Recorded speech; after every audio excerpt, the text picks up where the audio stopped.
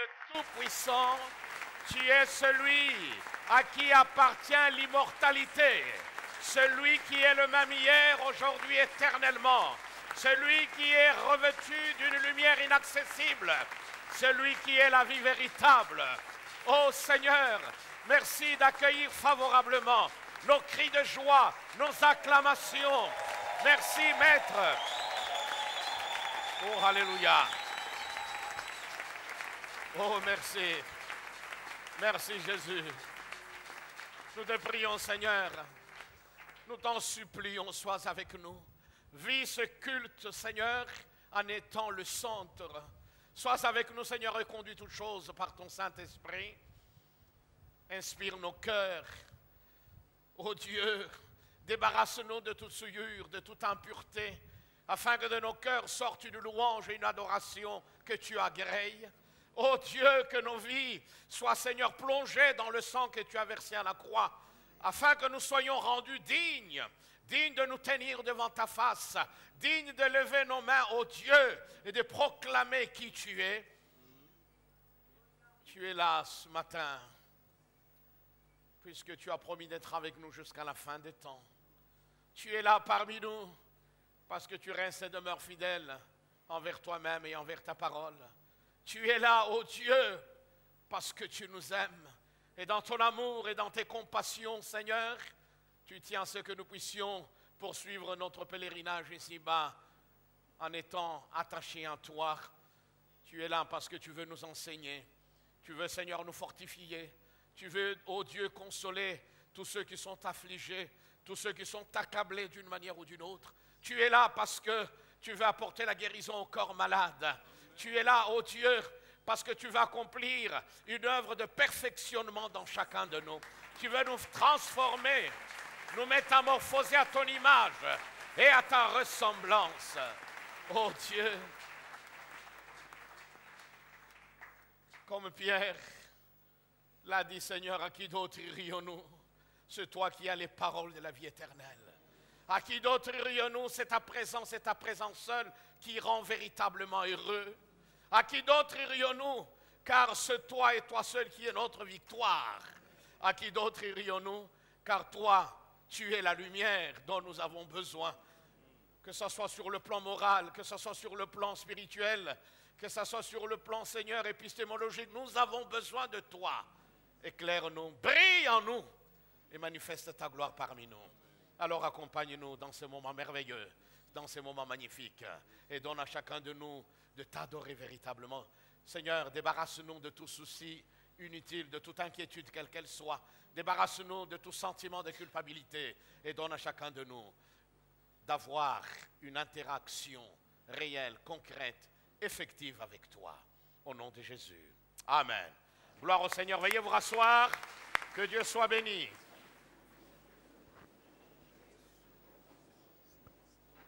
Gloire à Dieu. Alléluia. Vous voyez, une fois de plus, le Seigneur nous manifeste sa bienveillance. Une fois de plus, le Seigneur nous accorde sa grâce. Nous sommes là, après avoir terminé une semaine qui aura été une semaine bénie au niveau de notre assemblée, puisque tout au long de la semaine qui vient de s'achever, nous avons eu donc un programme de prière en vue de préparer notre séminaire qui débute donc le mercredi prochain. Et cette semaine nous a fait beaucoup de bien, ou du moins le Seigneur nous a fait énormément de bien au travers de cette semaine. Alléluia. Gloire à Dieu. Non seulement il a été avec nous hier, mais voilà qu'il est encore avec nous aujourd'hui. C'est le Dieu de toute grâce. C'est le Seigneur à qui seul appartient l'immortalité. C'est le seul, mes amis, qui puisse nous rendre véritablement heureux. C'est le seul qui puisse nous accorder le pardon dont nous avons besoin. C'est le seul qui puisse nous restaurer, nous transfigurer en son image. Oui, c'est le seul qui peut nous donner l'énergie, la force dont nous avons besoin pour aller, alors que nous sommes encore ici, sur cette terre, aller de gloire en gloire, de victoire en victoire. Alléluia. Gloire au Seigneur. Nous sommes donc très heureux de vous accueillir ici au Centre évangélique francophone de La Borne à l'occasion de cette célébration dominicale, à l'occasion de ce grand rendez-vous divin que nous avons avec le Seigneur comme chaque dimanche. Et nous voulons également saluer tous nos amis qui nous suivent d'un peu partout à travers le monde de gens qui sont toujours là, fidèles envers les seigneurs, fidèles envers nos cultes. Chaque dimanche, ils sont là en communion avec nous, malgré le temps, malgré l'espace ou le décalage horaire, l'espace qui nous sépare, eh bien, ils sont en communion avec nous. Gloire au Seigneur. Je voudrais saluer particulièrement tous nos amis qui nous suivent d'un peu partout, à travers l'Hexagone, à travers la France, et saluer en particulier un frère, Jérémy Yangalala, donc Kwazambi, qui est toujours là, depuis la Normandie. Cher frère, nous te saluons et nous prions pour que Dieu te bénisse, ainsi que tous ceux qui sont en communion avec nous. Salutations à tous nos amis de Kinshasa, salutations à tous nos amis de différentes provinces qui constituent cette république formidable et merveilleuse que la RD Congo. Alléluia. Que Dieu soit béni. Amen. Dieu est bon, oui ou non? Amen. Il y en a qui cherchent le miracle par tous les moyens. Ben, le premier miracle, c'est le fait que vous soyez en vie. Voyez-vous? Il y en a qui disent, Seigneur, je voudrais te voir. Ben, le fait que tu sois là, c'est pour que tu puisses le voir. Alors, fais preuve d'une foi ferme, d'une confiance totale, entière dans sa personne et dans l'œuvre de sa croix. Alléluia. Et gloire au Seigneur. Nous avons donc eu notre semaine et chacun de nous a eu sa semaine. Et peu importe la manière dont cette semaine s'est passée, nous aimerions quand même dire merci au Seigneur, car la Bible nous commande de rendre grâce à Dieu pour toutes choses. Alléluia. Que Dieu soit béni. Donc, une semaine qui aura été pour certains une occasion de fêter leur anniversaire. Et je voudrais demander à tous ceux qui ont eu leur anniversaire durant la semaine ou même aujourd'hui. Je sais qu'il y en a un qui a eu son anniversaire aujourd'hui. Tout à l'heure, nous lui avons souhaité un très heureux anniversaire. Mais s'il y en a d'autres, si vous êtes là, je vous demanderai de lever simplement votre main. Et nous voulons... Oh, merci, merci. Bon anniversaire, que Dieu vous bénisse. Heureux anniversaire. C'est donc, il y a aussi notre frère bienvenu. Nous lui avons souhaité bon anniversaire. C'est le responsable de notre service d'accueil. Bon anniversaire. Voilà, il est là-bas. Il est au four et au moulin. Il fait tout pour que, voilà, que le Seigneur puisse le bénir pour que nos cultes se tiennent comme il faut. Il y en a aussi qui ont expérimenté la grâce de Dieu d'une manière ou d'une autre, qui ont été visités dans leur corps en expérimentant une guérison. Si tel est votre cas, levez simplement votre main et nous aimerions. Merci. Que Dieu soit béni. Alléluia. Que Dieu soit béni. Amen. Dieu est bon. Dieu est merveilleux. Dieu est glorieux. Dieu est tout-puissant. Voyez-vous, il a veillé sur nous. Il nous a gardés. Alors que nous dormions inconscients de tout, lui, il a veillé. Il a combattu pour nous. Lui seul connaît exactement quelles ont été les forces maléfiques qui, durant la nuit dernière, ont essayé de nous perturber d'une manière ou d'une autre, mais il a posé simplement sa main de protection. La preuve, c'est que nous sommes là ce matin. Est-ce que ce Dieu-là ne mérite pas que nous l'acclamions?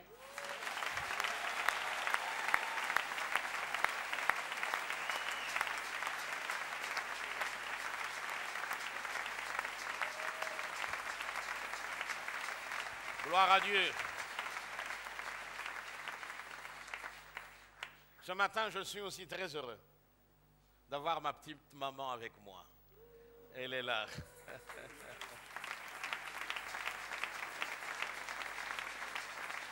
Voilà. Je prie pour qu'elle profite de ces cultes, car elle aura besoin de discernement de l'esprit. Que Dieu soit béni. Alors, il ne reste qu'à vous souhaiter une célébration merveilleuse, extraordinaire, dans la présence de Dieu. Alléluia. Voilà, mamie, je te cède toute la place. Que Dieu soit béni. Amen. Alléluia. Amen. Alléluia. Amen. Est-ce que nous pouvons donner un amen des vaillants? Alléluia. Amen. Un amen des puissants. Alléluia. Nous pouvons nous tenir dans sa présence pour chanter sa puissance. Amen, amen. Bien-aimés, il y a des victoires qu'on obtient qu'en louant et en glorifiant le Seigneur. Est-ce que vous le croyez? Jéricho est tombé parce que des hommes ont célébré. Amen. Il y a des maladies qui ne tomberont que parce que vous aurez chanté, parce que vous aurez dansé pour le Seigneur. Alléluia. Est-ce que quelqu'un peut pousser des cris de joie ce matin? Nous acclamons fort le Seigneur. Oh, alléluia. Est-ce qu'un homme peut acclamer le Seigneur ce matin face aux montagnes de sa vie? Alléluia. Oh Seigneur, tu vois mes ennemis et tous ceux qui se lèvent contre moi. Alléluia. On y va.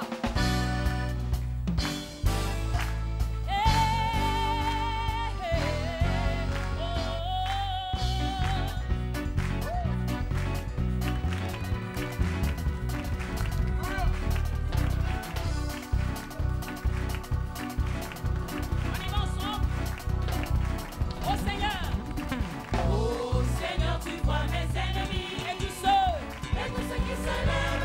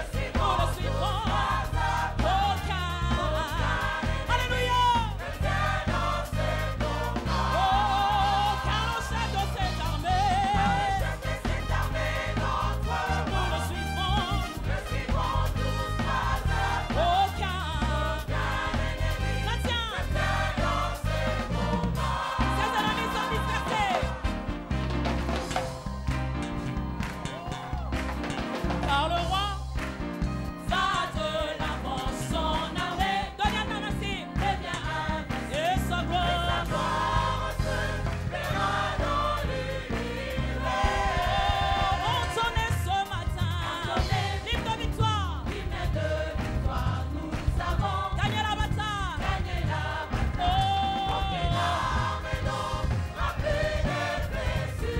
oh, car le chef de cette armée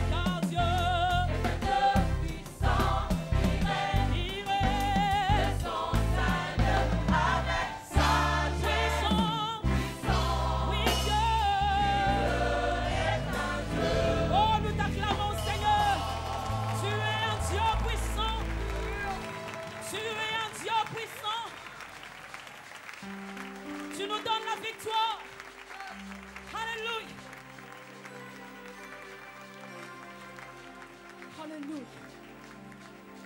Merci Jésus ce matin, tu es là pour nous donner la victoire, Seigneur. La victoire sur des combats qui ont perduré dans nos vies. Des montagnes qui se sont dressées. Aujourd'hui, elles s'aplanissent. Merci, Seigneur. La maladie s'en va. Oh, Chérebos. Nous te louons. Loué soit Dieu. Les mains s'ébouchent.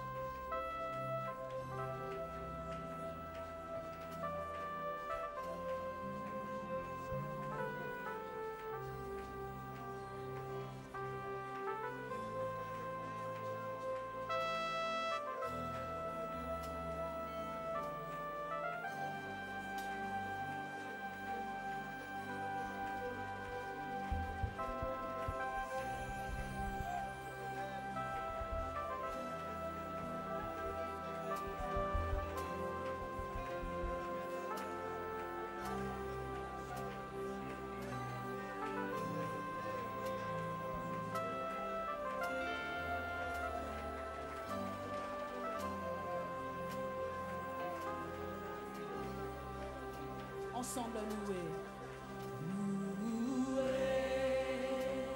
Soit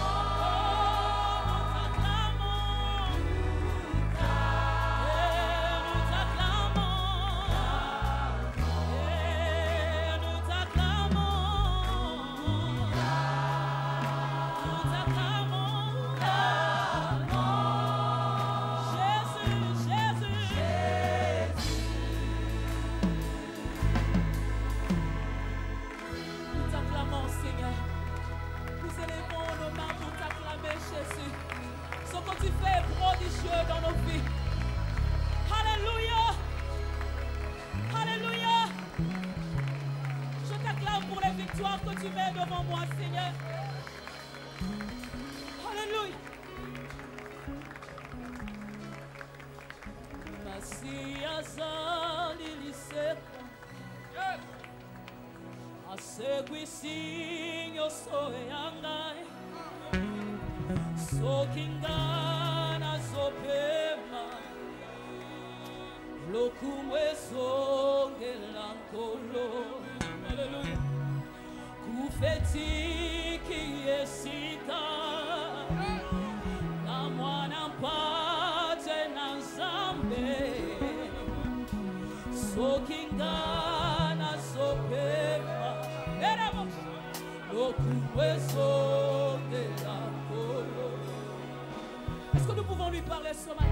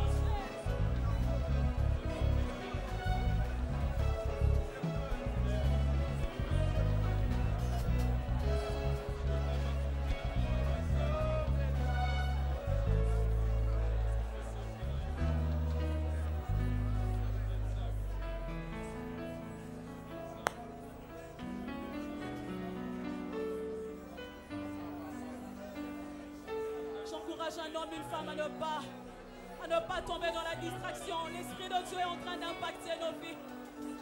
Alléluia.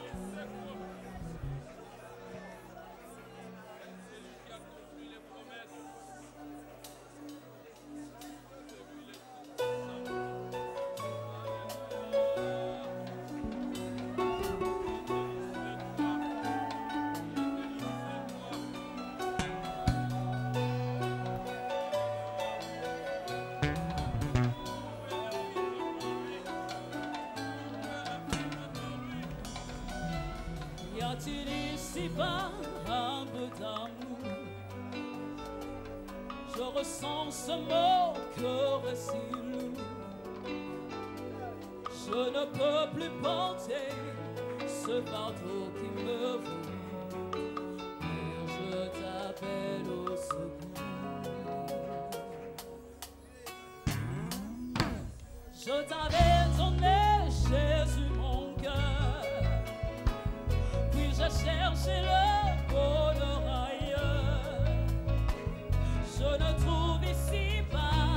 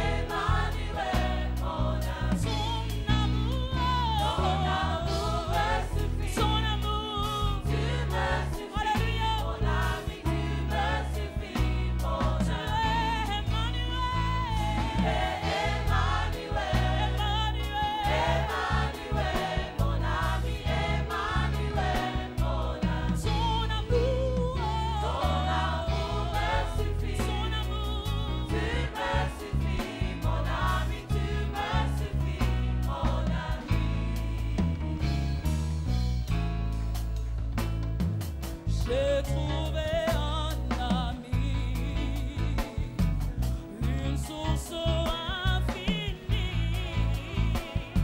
Jésus est mon ami. On s'aime pour la vie. Emmanuel, Emmanuel, mon ami, Emmanuel, mon ami. Son amour me suffit. Son amour, tu me suffis, mon ami, tu me suffis, mon ami. Tu es Emmanuel, Emmanuel, Emmanuel, mon ami, Emmanuel, mon ami. Son amour me suffit, oh, ton amour me suffit. Son amour, tu me suffis, mon ami, tu me suffis, mon ami. Mon ami, mon ami, mon ami,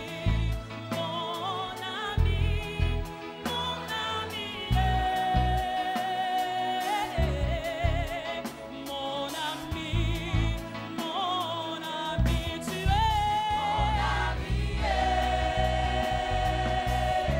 ami, tu es mon ami, tu es mon ami,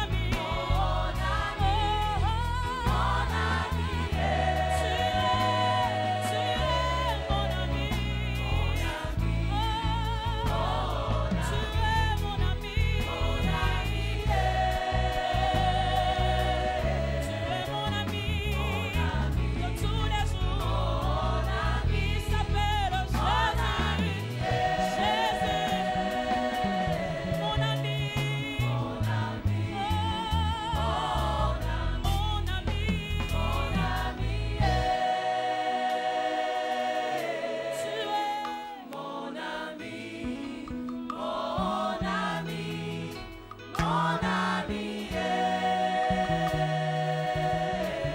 tu es mon ami, mon ami. Seigneur.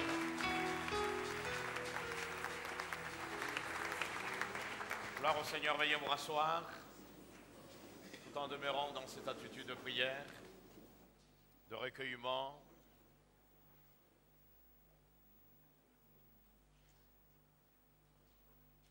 Nous nous sommes approchés de lui, nous lui avons exprimé nos sentiments, nous lui avons fait connaître les paroles de nos bouches, et nous voulons rester dans sa présence pour y recevoir sa parole.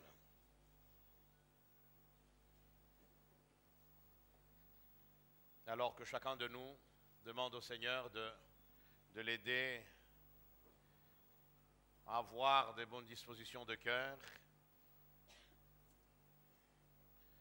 que nos cœurs ressemblent à une terre fertile qui va accueillir avec joie la semence de la parole, cette semence incorruptible, cette semence vivante et vivifiante, que sa parole, alors seulement cette parole accomplira son œuvre de régénération, de métamorphose, de transfiguration. Tu es Emmanuel, Dieu avec nous, et nous voulons une fois de plus, Seigneur, te dire merci de nous avoir, ô Dieu, ouvert la porte du Saint-Lieu, la porte de ton sanctuaire céleste, et de nous avoir invités à y pénétrer. Et en y pénétrant, Seigneur, c'est à bras ouverts que tu nous as accueillis. Puisque, Seigneur, tu aimes des moments pareils. Tu désires être en communion permanente avec nous. Tu éprouves du plaisir, Seigneur, à nous voir, nous approcher de toi et t'offrir, ô Dieu, notre louange, notre adoration, t'exprimer notre reconnaissance d'une manière ou d'une autre. Merci d'avoir une oreille, Seigneur, attentive à toute cette louange, toute cette célébration. Merci pour tout, Seigneur. Nous voulons demeurer en ta présence, Seigneur, et te tendre une oreille attentive cette fois-ci pour que toi, tu nous parles. Alors parle-nous, fais-nous du bien, Seigneur, dépose sur nos cœurs ta pensée, qu'elle puisse trouver des bonnes dispositions Seigneur, dans notre âme, qu'elle puisse, ô Dieu, trouver un cœur fertile qui va accueillir cette parole comme une semence vivante, afin que, Seigneur, après qu'elle aura été reçue dans chacun de nos cœurs, que cette semence finisse par germer, Seigneur, et par produire du fruit, et ce pour ta gloire. Bénis chacun de nous, bénis ton serviteur. Seigneur, révèle de l'autorité dont il a besoin pour parler de ta part. Seigneur, pour prêcher en étant devant toi. Donne-lui, ô Dieu, cette capacité de s'adresser à toute conscience humaine. En même temps, bénis ton peuple et donne-lui ton intelligence à toi, celle qui vient tout droit de ton cœur. Merci, Maître. Merci pour tout. Amen. Gloire au Seigneur. Voilà, je voudrais... Il y a un petit décalage entre notre montre et la mienne. Je voudrais revenir et terminer avec notre thème qui nous accompagne depuis plusieurs semaines. Mais avant cela, je voudrais saluer tous nos amis qui sont en communion avec nous sur Facebook, puisqu'on vient de me signaler que le culte est en train de passer en direct sur Facebook. Je voudrais vous saluer, vous tous, et vous remercier de passer ce moment ensemble avec nous dans la présence du Seigneur. Jusque-là, c'était seulement le deuxième service qui passe en direct. Mais aujourd'hui, donc, nous rendons grâce à Dieu de ce qu'il est en train de passer. Et je suis convaincu qu'il y a des gens qui nous suivent et qui sont en communion avec nous. Gloire à Dieu. Comme je le disais, je voudrais revenir et terminer avec notre thème « Seigneur, enseigne-moi à bien compter nos jours. Enseigne-nous plutôt à bien compter nos jours. Enseigne-moi, Seigneur, à bien compter, à mieux compter mes jours. » Nous sommes donc dans le psaume de Moïse, le seul qui porte son nom, c'est-à-dire le psaume 90-90. Nous allons lire à partir du verset 12, plutôt 7 à 12, et ensuite nous lirons Deutéronome 10, 12 à 14, parce que c'est 12 à 14. Psaume 90-90, verset 7, nous lisons « Nous défaillons par l'effet de ta colère, et ta fureur nous épouvante. Tu mets devant toi nos fautes, et à la lumière de ta face, ce que nous dissimulons. Car tous nos jours déclinent par ton courroux ou ta colère. Nous voyons nos années s'achever comme un murmure. Le nombre de nos années s'élève à 70 ans, et si nous sommes vigoureux, à 80 ans. Et leur agitation n'est que peine et misère, car cela passe vite et nous nous envolons. Qui reconnaît la force de ta colère et ton courroux selon la crainte qui t'est due. Enseigne-nous donc à compter nos jours, ainsi,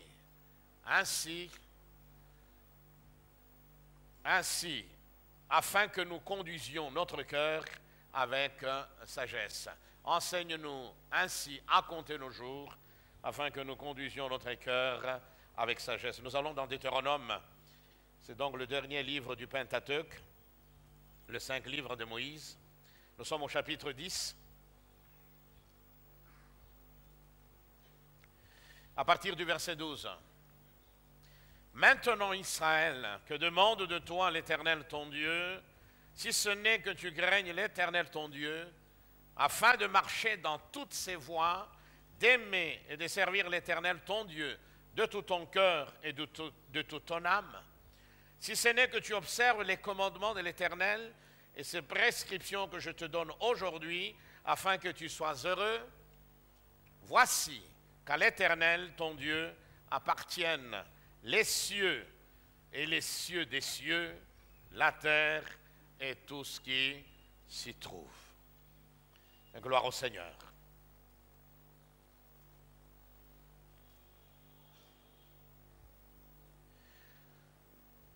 Nous sommes donc au 5e dimanche, quant à notre thème, Seigneur, enseigne-nous à bien compter, à mieux compter nos jours.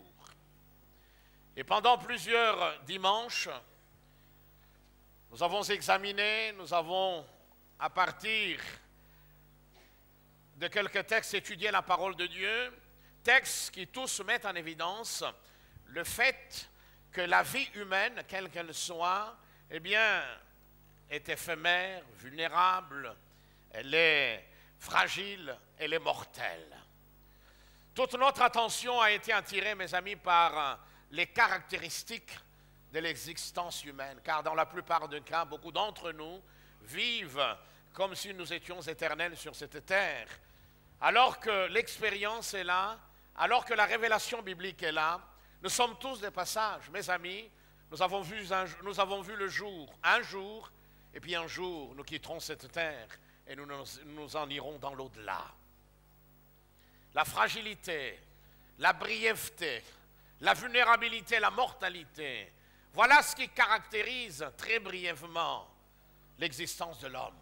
Et par rapport à ces caractéristiques, eh bien, nous avons vu combien c'est une folie mortifère, une vanité horrible que de ne vivre ou de ne vivre que pour le plaisir de ce monde, pour le bonheur éphémère, le bonheur temporel. Combien c'est une folie, mes amis, de ne chercher que la satisfaction des désirs de ce corps de chair, tout en sachant que ce corps semblable à un vase d'argile devra un jour se briser. Alors qu'il se brisera, la parole de Dieu déclare qu'il y a en nous quelque chose d'éternel, à savoir notre âme. Lui, elle, est appelée à vivre éternellement. D'où donc la nécessité, comme nous l'avons vu tout au long de ces plusieurs dimanches, la nécessité pour chacun de nous de se tourner vers le Seigneur afin de mener une vie digne de lui, une vie centrée sur lui, une vie avec des objectifs éternels, une vie loin de toute vanité, de toute grandiloquence, de toute folie, quelle qu'elle soit. Et cette vie, comme nous l'avons vu, qui est agréée par Dieu, qui est agréable aux yeux de Dieu, cette vie qui plaît au Seigneur, cette vie qui nous procure un plein épanouissement, un bonheur extraordinaire, cette vie-là, mes amis, ne peut être rendue possible que dans la mesure où nous sommes animés, nous sommes remplis, nous sommes conduits par la sagesse d'en haut, par la sagesse de Dieu. Alléluia. C'est cette sagesse, et seulement cette sagesse de Dieu, qui est capable d'induire en nous un comportement et une conduite digne du Seigneur. Un comportement et des attitudes qui sont en harmonie avec la volonté de Dieu pour chacune de nos vies. Donc cette sagesse est une nécessité absolue. Nous ne pouvons pas nous en passer. Et cette sagesse-là, on la trouve nulle part. Elle descend tout droit d'en haut. C'est une sagesse qui nous vient de Dieu et de Dieu seul. Et comme nous l'avons vu, le commencement de cette sagesse, la base de cette sagesse n'est autre que la crainte de Dieu.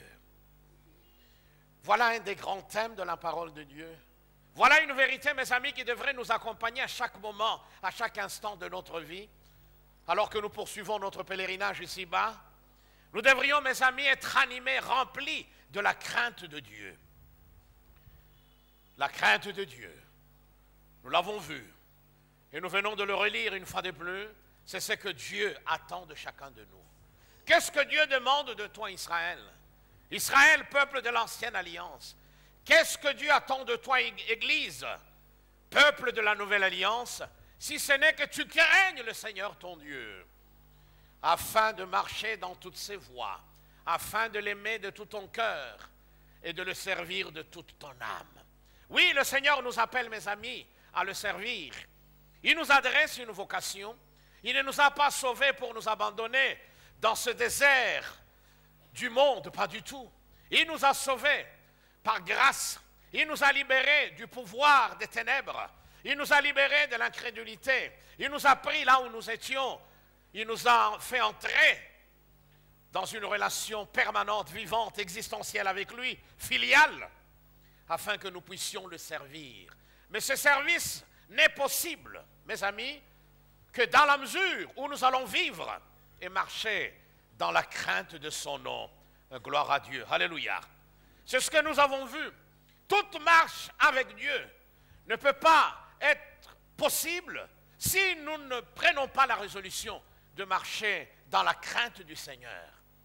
Voyez-vous, tous les patriarches d'Israël ont marché par la foi et ils ont vécu dans la crainte de Dieu. Les prophètes, mes amis, les saints apôtres, à travers tous les âges des hommes et des femmes, ont vécu dans la crainte de Dieu.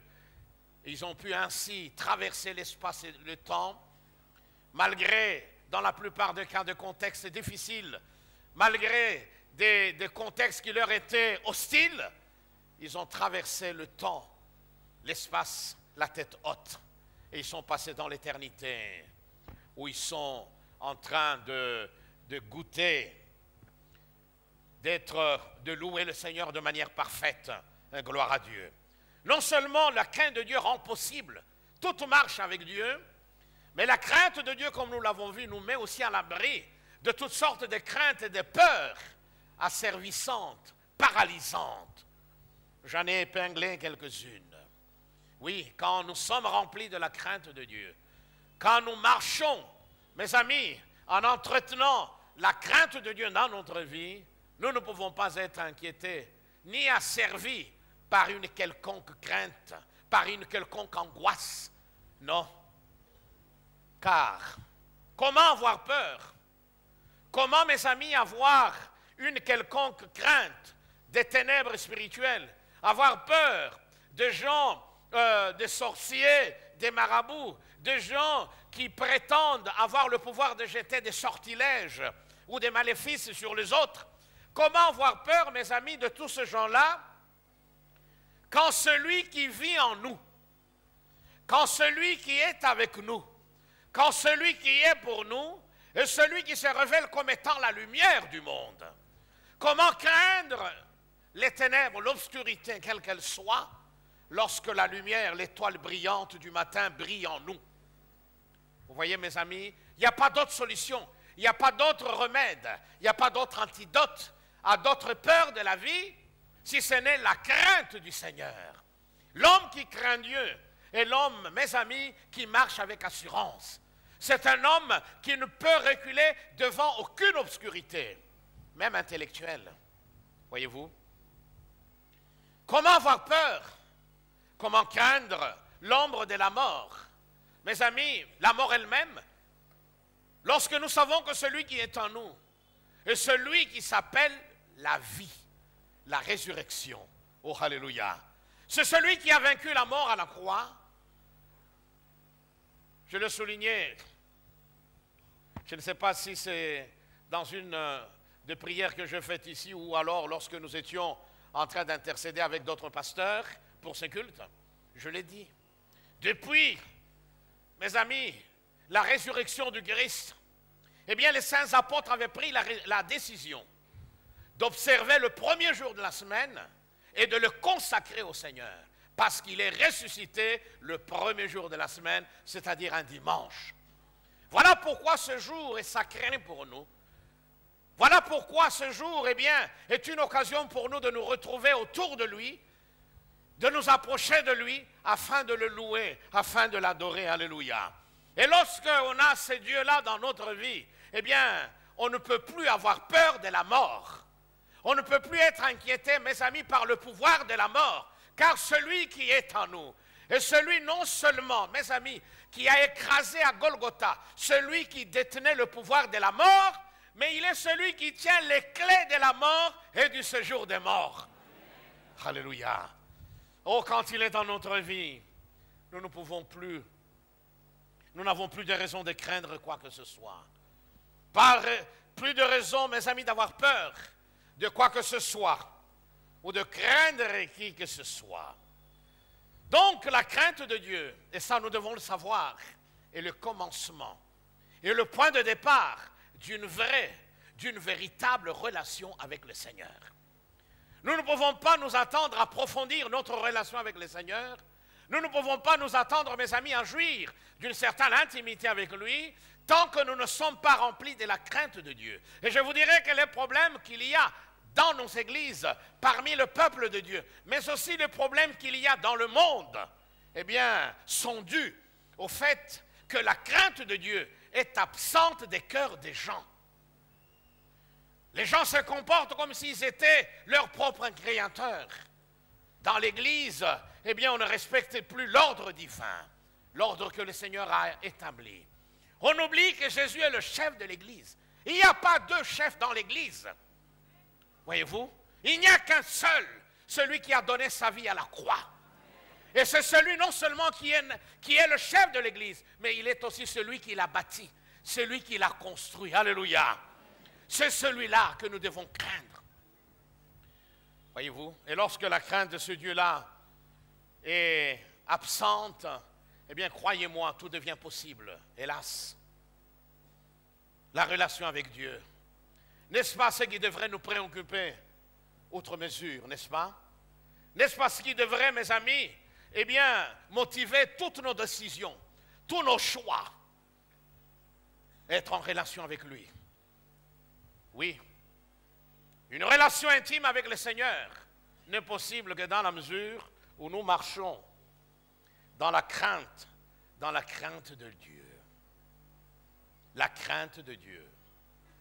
Je reviendrai beaucoup plus tard, car il y a beaucoup à dire, mes amis, sur cette notion combien essentielle, sur cette vérité combien vitale dont nous avons besoin dans notre vie, sur le plan personnel, mais également sur le plan communautaire.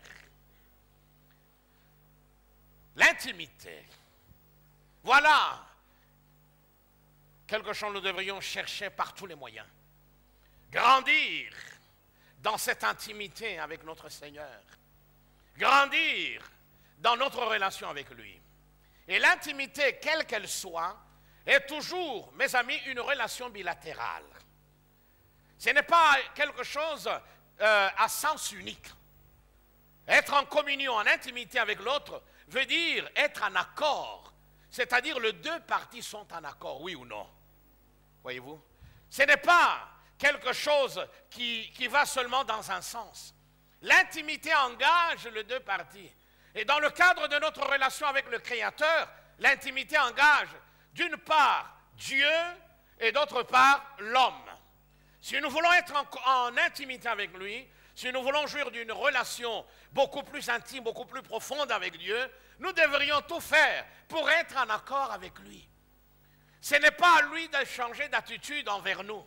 Ce n'est pas à lui de voir comment il pourrait nous plaire, pas du tout, mes amis. Il est notre Créateur. C'est à nous de tout faire pour savoir comment mener une vie qui ne l'attriste pas. Comment mener une vie, mes amis, qui ne soit pas marquée par la désobéissance, par la transgression.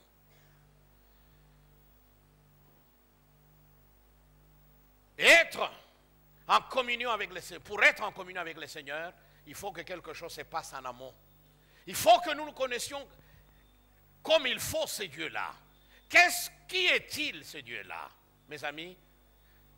Comment agit-il avec l'homme fait à son image et à sa ressemblance? Voyez? Comment pouvons-nous l'approcher? Voilà des questions auxquelles nous devrions trouver des réponses en amont pour enfin s'attendre à une intimité en aval avec lui. Oui, l'intimité va toujours dans les deux sens. Dieu a déjà fait sa part. Il s'est approché de nous par et au travers de Jésus-Christ. C'est à nous, mes amis, de faire notre part. Et dans cette intimité, eh bien, la crainte de Dieu reste le point de départ. Reste, mes amis, le commencement de tout. À la base de toute communion profonde avec le Seigneur, à la base de toute intimité avec Dieu, il y a toujours la crainte de Dieu. Notre vie doit être marquée par la crainte de Dieu, où que nous soyons. Car dans la plupart des cas, nous sommes légers. Nous considérons Dieu comme un copain. Voyez? Elle doit nous animer. Elle doit conduire notre vie. Nous verrons ce que ça veut dire, craindre Dieu. Il y a quelque temps d'ici, mon épouse a été faire une course en ville dans une boucherie, vers la Gombe. Elle a acheté ce qu'elle devait acheter, elle est rentrée à la maison. Et quand elle est rentrée à la maison, elle s'est rendue compte que la caissière s'était trompée. et ne lui avait pas fait payer toute la marchandise. Ça veut dire que mon épouse a payé moins. Elle lui a donné plus, mais mon épouse a payé moins. Elle s'est rendue compte en examinant la facture. Qu'est-ce qu'elle aurait dû faire? Aurait-elle rendu grâce à Dieu en disant, Seigneur, merci? Parce que c'était quand même 50 $. Hein? Voyez? Non, elle a appelé à la boucherie. Et vous ne pouvez pas vous imaginer l'étonnement de la caissière. Elle lui a dit, madame ou mademoiselle, je ne sais pas comment, vous avez fait une erreur. Vous n'avez pas tenu compte d'autres marchandises que j'ai prises chez vous. Voyez? Eh bien, c'était un mercredi. Le vendredi, elle est repassée à la boucherie pour donner les 50 $ qui restaient. Voilà. C'est un petit exemple. Mais c'est ça, avoir la crainte de Dieu. Voyez? Lorsque vous prenez un transport en commun, eh bien, ne payez pas par peur de contrôle. Attention. Payez parce que c'est juste.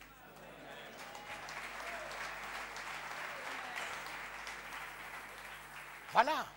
C'est ça, craindre Dieu. Voyez? Vous payez l'impôt parce que c'est juste. Non pas par crainte de représailles.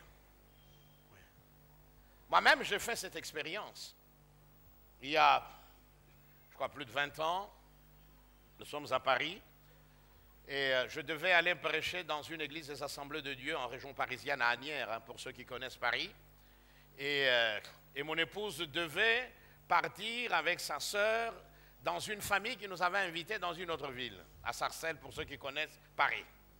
Je suis allé prêcher, c'était en soirée. Ensuite, je n'avais pas de voiture, donc je prenais le transport en commun. Je devais donc, après la prédication en soirée, aller rejoindre mon épouse là où elle était. Et c'était d'ailleurs au lendemain, quelques jours après les attentats qui avaient frappé Paris, pour ceux qui se souviennent, dans la station Saint-Michel. Voilà, je quitte Asnières, en plein Paris, j'arrive dans une station, il fallait prendre le train. Quand j'arrive, c'était déjà tard, il n'y avait plus les guichets étaient fermés pour acheter les tickets. Bon, c'était la première fois que je passe par cette gare, moi je ne suis pas parisien, voyez. Alors je commence à m'agiter parce que, bon, de peur que je rate le dernier train, c'était peut-être vers 21h30 ou 22h. Et puis je commence à chercher, je vois un vigile, les gens qui s'occupent de la surveillance des stations et tout ça. Je me dirige vers lui, je dis, monsieur, je vois qu'ici tous les guichets sont fermés. Est-ce qu'il n'y aurait pas d'autres guichets? Il dit, non, mais de toute façon, c'est rien. À cette heure-ci, on ne fait plus de contrôle.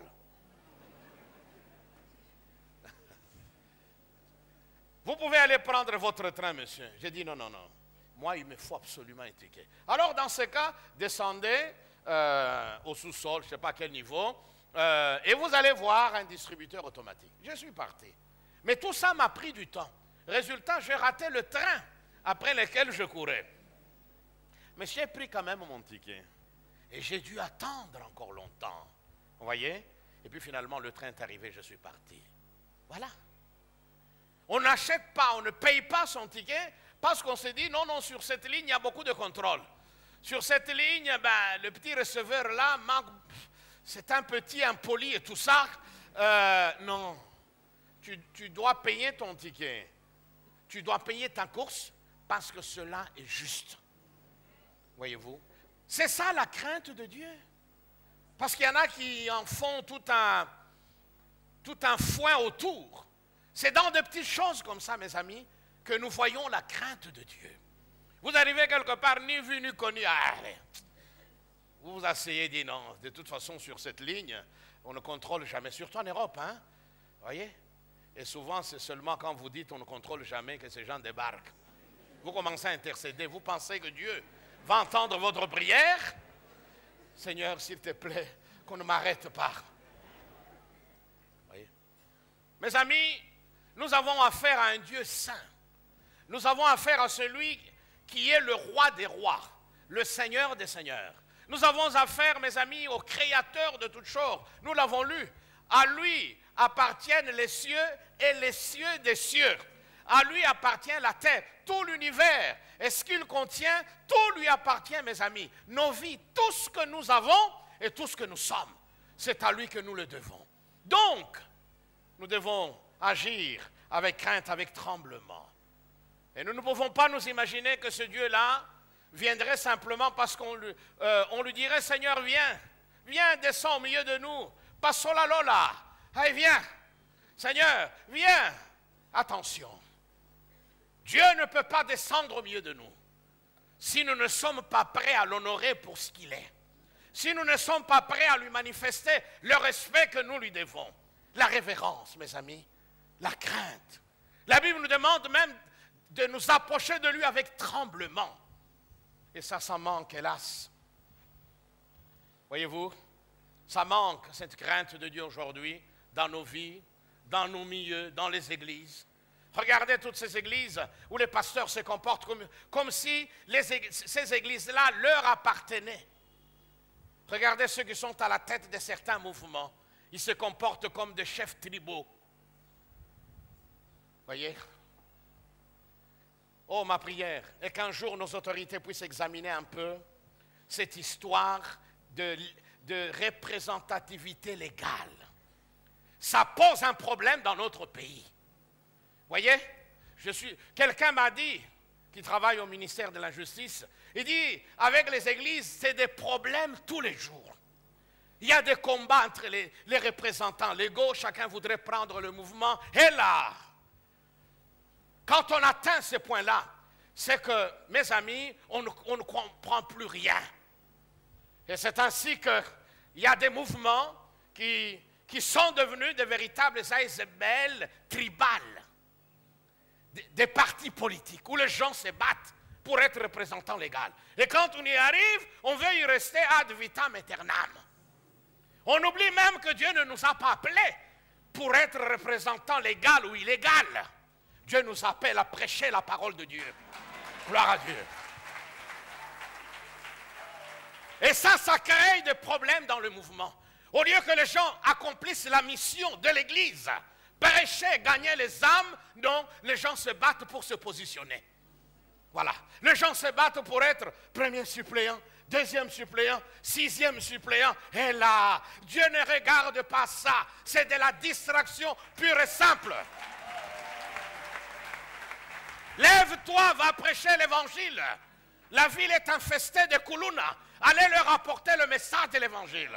La ville est remplie de prostituées. Va gagner ces prostituées à Christ. Arrête de courir après une position. Tu risques d'y laisser ta vie. Et Dieu ne te jugera, et Dieu ne te récompensera pas parce que tu auras été élu une fois, 2 fois, 10 fois représentant légal. Et vous les voyez avec leurs vêtements pompeux, des cols soi-disant pastoraux. Dieu ne regarde pas ça. Voyez-vous. Prêchez cette parole. Tout ça est dû au fait qu'il n'y a plus de crainte dans la maison de Dieu. Certains même transforment l'estrade, le pupitre ici, en trône sur lequel ils sont assis. Un de mes amis m'a dit une fois qu'il avait été invité quelque part. Il a dit plus jamais. C'est pourquoi ne répondez pas à n'importe quelle invitation. Voyez-vous, surtout les pasteurs, ils veulent voyager, ils veulent aller partout. Mais vous risquez d'atterrir en enfer sans le savoir. Il arrive, on le fait asseoir. Le pasteur qui l'avait invité n'était pas là. Il dit non, il va arriver. Il va arriver. Alors tout le monde est assis. On attendait l'entrée en scène de l'apôtre, du bishop. À un moment, une sorte de héros, comme à l'époque, à l'époque du Moyen-Âge, où vous aviez le héros qui proclamait l'arrivée, qui annonçait l'arrivée du roi. On demande aux gens, avec des voix un peu ronques comme ça. Ah. Le ceci, le cela, acclamons, il va entrer. Ah là là là là là là. Alors monsieur, imbu de lui-même.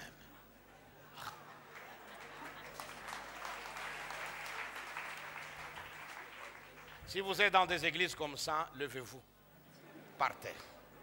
Même si c'est votre parrain qui vous a invité, hein, dites-lui, ma place n'est pas ici. Voyez-vous? Car en allant dans ce genre d'assemblée, en étant avec des gens comme ça, vous favorisez le mal. Vous contribuez au mal. Vous contribuez à l'épanouissement des livrets. Vous êtes appelé à être le blé. Laissez livrer pousser pour le jugement de Dieu. Donc vous voyez, tout ça, c'est dû au fait qu'il n'y a plus la crainte de Dieu. Or, lorsqu'il y a la crainte de Dieu, croyez-moi, nos vies deviennent extraordinaires. Ce n'est plus des vies ordinaires, c'est des vies qui deviennent extraordinaires. Car la crainte de Dieu nous permet de construire une relation profonde avec Dieu. Quand quelqu'un craint Dieu, il est prêt à laisser même ce droit en disant, Seigneur, je ne veux pas me disputer pour ça. Voyez, il ne va pas s'accrocher à une responsabilité quelconque. Quand quelqu'un craint Dieu, il ne va pas chercher à s'autoproclamer ancien, diacre ou diaconesse ou même pasteur. Il va se dire, non Seigneur, c'est toi qui appelles, c'est toi qui fais lever pour le ministère. Voyez-vous, mais aujourd'hui, l'Église est gangrénée par des opportunistes de tous bords. Vous voyez, il y en a même qui se proclament pasteurs, qui disent un peu partout qu'ils sont pasteurs, alors même qu'ils n'ont aucune église. Ce n'est pas un titre être pasteur. Hein? Voyez-vous? Non, ce n'est pas un titre. Voyez. Moi, je sais que dans nos pays, tout, pour peu que quelqu'un ait une responsabilité, oh, il devient honoraire. Ministre honoraire, hein, bon? Ah oui, oui, il y a 15 ans, il avait été vice-ministre. Ok. Représentant légal honoraire.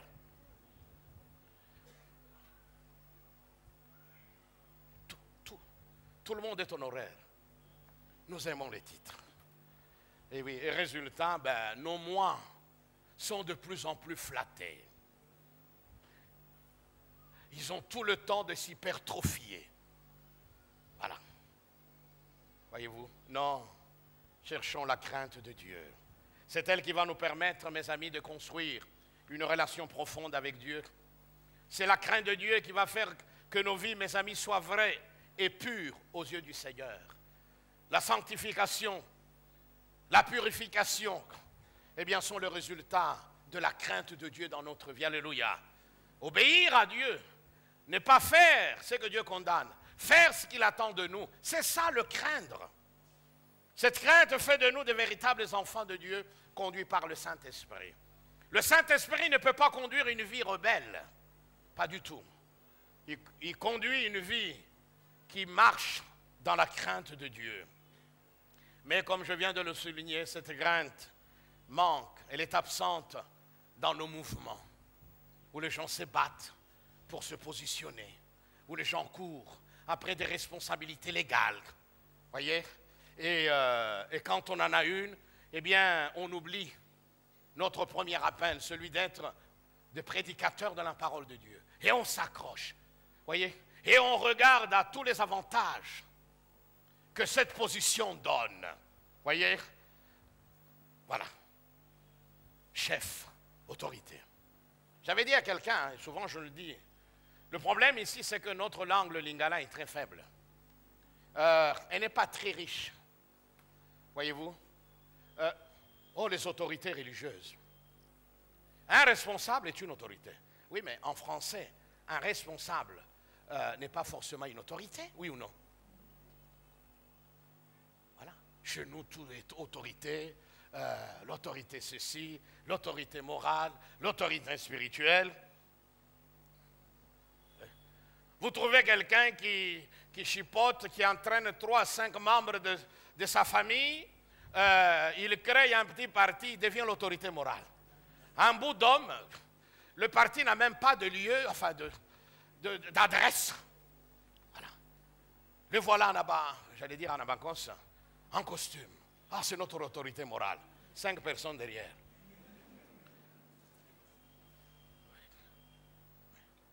C'est comme ça que les gens ne veulent plus travailler, ils veulent tous faire de la politique.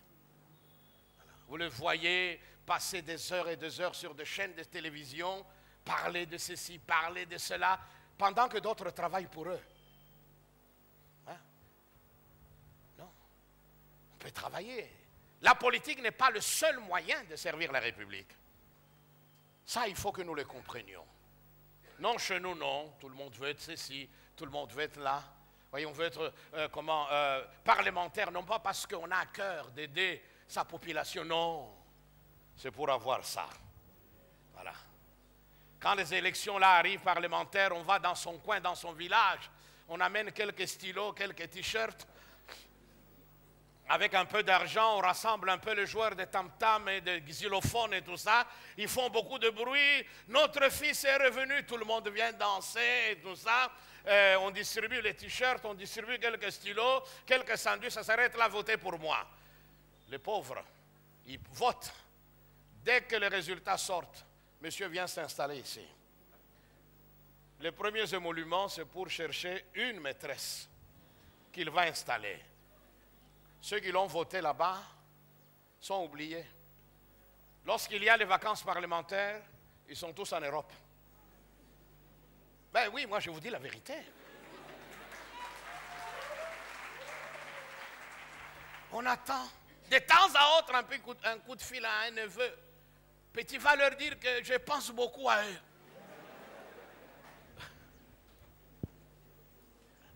Monsieur est ici, tout l'Enganda de Matongé. Mais voilà, c'est la vérité. Et puis on attend. Aux prochaines élections. Voilà. On se fait accompagner d'un orchestre. Et comme nous aimons la musique, hein, l'orchestre joue, on prend un chanteur d'ici très connu, très célèbre. Voilà. Alors tout le monde accourt. Il revient. Oui, oui, votez encore pour moi. Réfléchissez.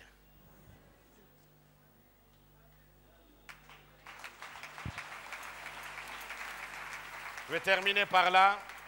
Les conséquences de l'absence de crainte sont plus que terribles au niveau personnel. Lorsque quelqu'un ne vit pas dans la crainte de Dieu, et avec la crainte de Dieu, eh bien, il y a un problème de permissivité sur le plan moral. On se permet tout puisqu'on a. Allez, on n'a aucune crainte de Dieu. Sur le plan spirituel, c'est la même chose. Grande tolérance à l'égard de tout, même du péché.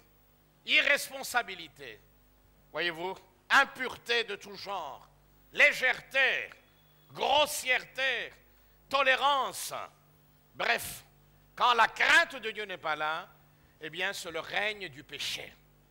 Voyez-vous, il n'y a pas d'autre antidote en dehors de la crainte de Dieu pour combattre le péché.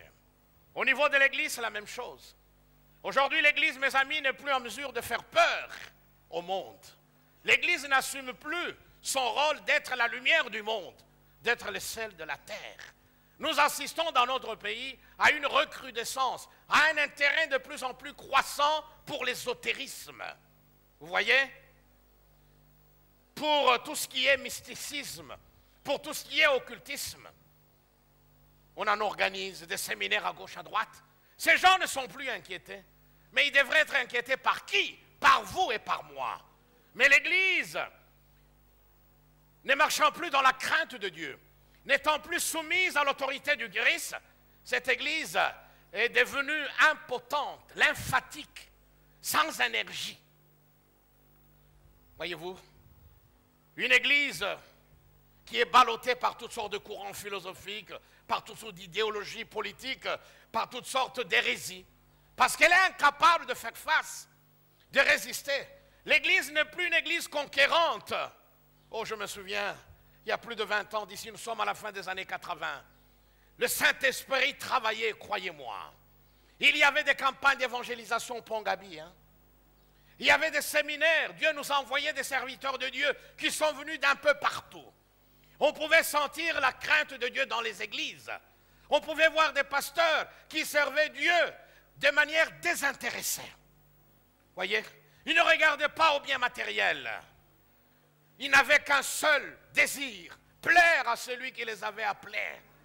Certains pouvaient marcher à pied, mes amis, pendant des kilomètres pour aller prêcher l'évangile. Ils ne regardaient pas au fait qu'ils n'avaient pas de voiture ou qu'ils n'avaient pas de moto. Pas du tout. Et le résultat, c'est que j'ai vu, moi, de mes propres yeux, des hommes et des femmes abandonner la Rose-Croix, abandonner le Maïkari. Nous avons prié pour eux. Ils ont donné leur médaille. Nous leur avons imposé les mains. Mes amis, nous avons vu certains mouvements occultes fermés parce qu'il n'y avait plus personne. Et même le niveau de la prostitution avait fortement baissé. Mais aujourd'hui, où en sommes-nous?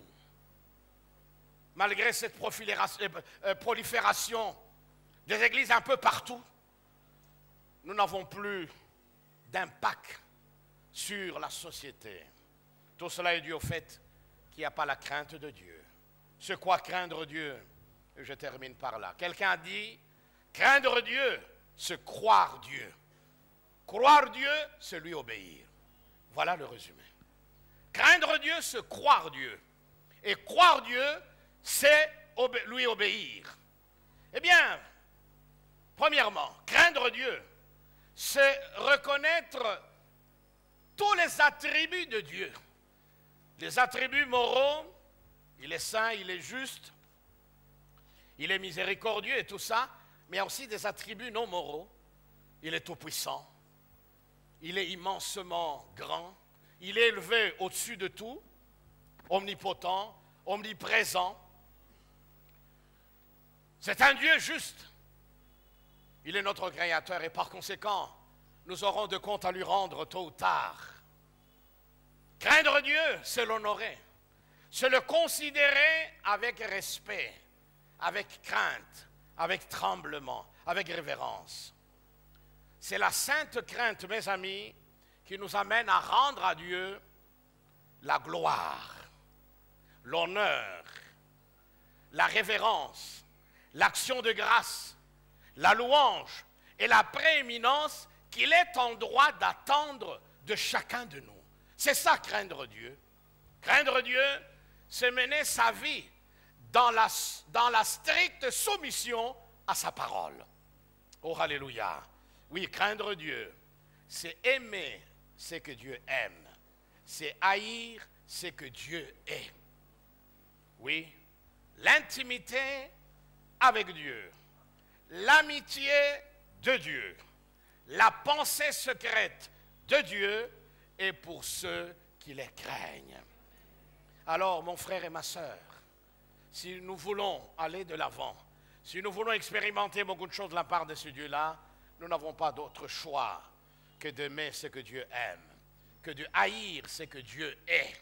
Nous n'avons pas d'autre choix que de prendre la résolution de mener une vie d'obéissance, de stricte et d'entière soumission à sa parole. Si nous prenons ce genre de décision, alors Dieu commencera à devenir une réalité dans notre vie personnelle, ensuite une réalité au milieu de nous. Et croyez-moi, quand Dieu va commencer à agir puissamment au milieu de nous, eh bien, l'impact va se faire ressentir sur la ville. Car partout où nous serons, il sera avec nous. Alléluia. Partout où nous serons, eh bien, sa présence sera avec nous. Et cette présence se manifestera de manière puissante, de manière juste. Oui, Seigneur, apprends-nous à bien compter, à mieux compter nos jours. Et pour cela, donne-nous, Seigneur, la sagesse qui nous permette de réaliser toutes les caractéristiques de notre existence, la brièveté, la fragilité, la vulnérabilité, l'évanescence. Mais en même temps, aide-nous, Seigneur, aide-nous, ô Dieu, à rechercher cette sagesse qui commence par la crainte de ton nom. Alors je prie chacun de vous à incliner sa tête dans la prière. Que chacun de nous puisse réagir par rapport à tout ça.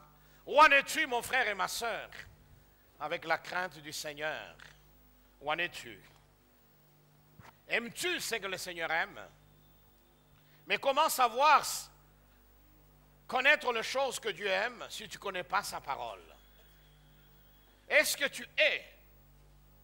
Tu as de la haine pour ce que le Seigneur est, mais encore, il faut que tu connaisses c'est que les choses que le Seigneur a en horreur.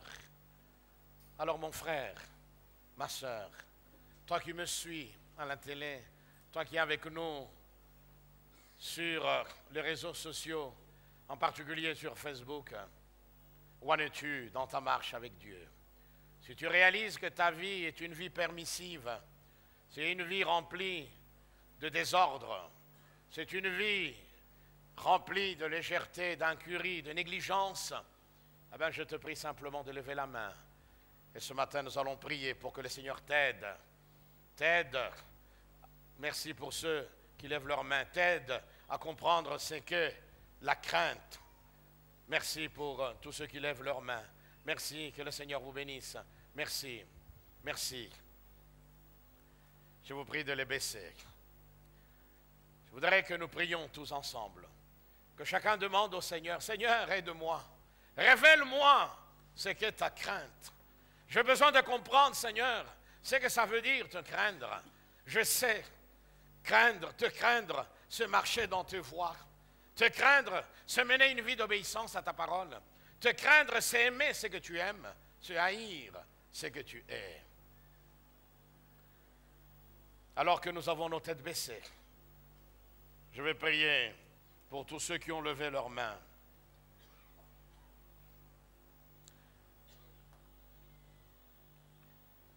Tendre Père, je voudrais te dire merci pour le message de ce dimanche matin.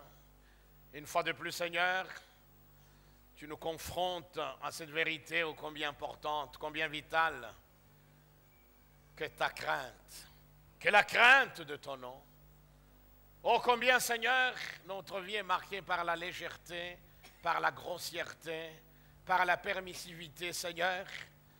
Combien, oh Dieu, notre vie est remplie de confusion. Tout cela parce que nous ne te craignons pas. Oh, je te demande, Seigneur, de nous pardonner. De pardonner tous ceux qui ont levé leurs mains. Seigneur, après avoir compris que la crainte de Dieu n'est pas dans leur vie. Et en même temps, je prie au Seigneur pour que tu leur donnes la force de se soumettre désormais à l'autorité de ta parole. De se soumettre désormais à toi et à toi seul. Qu'ils recherchent les choses d'en haut et non pas les choses d'en bas. Oh, que tu les aides à placer leurs affections sur les choses éternelles, sur les choses, Seigneur, de ta parole, plutôt que sur ce que le monde propose. Débarrasse nos cœurs de la convoitise et de la cupidité qui nous empêche, Seigneur, de mener une vie marquée par la crainte de ton nom. Merci d'aider chacun de nous. Merci, Seigneur. Aide-nous à te craindre, Seigneur. À agir avec révérence, avec crainte, avec tremblement, sachant que nos vies sont entre tes mains.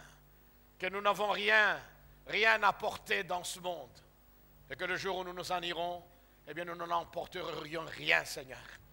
Alors, que ta sagesse nous anime et qu'elle nous aide à compter nos jours en ayant nos regards fixés sur toi et en ayant nos cœurs remplis de ta crainte. Merci, Jésus.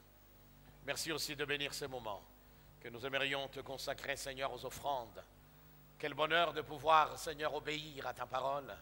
Seigneur, quelle joie, ô Dieu, qui est la nôtre de pouvoir, Seigneur, te donner ce que nous avons préparé, que ce soit en dîme, que ce soit en libéralité ou en simple offrande, peu importe, mais nous voulons le faire avec joie. Et que cet argent, Seigneur, continue à soutenir ton œuvre et à contribuer, Seigneur, à la construction d'un temple digne de toi. Merci, Jésus. Que toute la gloire te revienne. Amen. Que le Seigneur vous bénisse. Merci. Aide à garder sa parole. Voilà, nous arrivons donc au terme de notre premier service. Quelques communiqués. Mais avant ça, j'aimerais vous rappeler que les enveloppes sont de nouveau prêtes. Là, nous en avons distribué, ou du moins les gens en ont pris la fois dernière, donc le dimanche dernier. Il n'y en avait pas assez. Maintenant, si vous avez pris la fois dernière, s'il vous plaît, ne prenez pas une deuxième fois, voyez-vous. Donc, attendez, quand vous aurez mis votre contribution, vous pourriez remettre cette enveloppe et puis ensuite retirer une nouvelle. Ça va? Car l'impression nous coûte quand même cher. Hein. Vous voyez que ce sont des très très belles enveloppes. Et donc voilà, c'est pour la construction d'un nouveau temple. Et je vous informe aussi que les calendriers sont encore là, donc vous pouvez en avoir.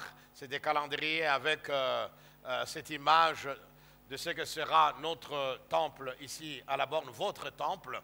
Donc n'hésitez pas à passer et jeter un coup d'œil ici au comptoir de littérature et vous pourriez donc en acheter. Le produit de la vente de tous ces calendriers donc sera reversé sur le compte ou les différents comptes que nous avions ouverts pour la construction. Voilà. Et puis, deuxième chose, c'est par rapport au thème de l'année. Et vous avez remarqué que ce thème se trouve déjà sur les enveloppes. Donc, notre thème de l'année, c'est « Montons, apportons et bâtissons la maison de Dieu ». Alors, je voudrais que chacun de nous s'imprègne. Nous avons déjà eu ce thème au début de mon retour ici à la borne. Et puis, après, il y a eu d'autres thèmes. Et cette année, nous revenons à ça parce que c'est une année qui va donc s'ouvrir avec ce projet concernant la construction d'un nouveau temple ici à la borne. Montons, apportons et bâtissons la maison du Seigneur. C'est donc Agé, chapitre 1er, verset 8. Nous vous rappelons donc que la semaine prochaine, nous aurons notre séminaire. Vous êtes tous attendus à partir du mercredi 14 jusqu'au vendredi 16, de 17h30 à 19h30 avec le pasteur Patrice Martorano. Ça n'a pas été facile pour l'octroi du visa. Et puis bon, on lui avait trouvé seulement le billet Paris-Kinshasa. C'est vrai que nous étions tellement pris par les démarches en rapport avec le visa que nous avions oublié que venant de Bordeaux, Bordeaux-Paris, c'est 600 km. Donc ce n'est pas la porte à côté. Il est là. Il lui fallut donc que nous puissions inclure tout ça. Donc là, il faut prier pour qu'il trouve un vol qui l'amène, ou soit le lundi, ou alors le même jour, tôt le matin. Comme ça, il arrive à Charles de Gaulle et attend pour prendre son vol pour Kinshasa. Voilà, verset 30. Et enfin, quelques communiqués nécrologiques. La sœur Félicité Calombo de l'Intercession a perdu sa sœur, donc toutes nos condoléances et nous prierons pour elle et sa famille. Enfin, Maman Lelo nous a précédés dans la gloire depuis hier samedi, donc nous présentons, voilà Maman Lelo qui est là, nous allons prier, nous prierons donc pour sa famille. Voilà, nous allons donc terminer en nous levant, si vous voulez bien.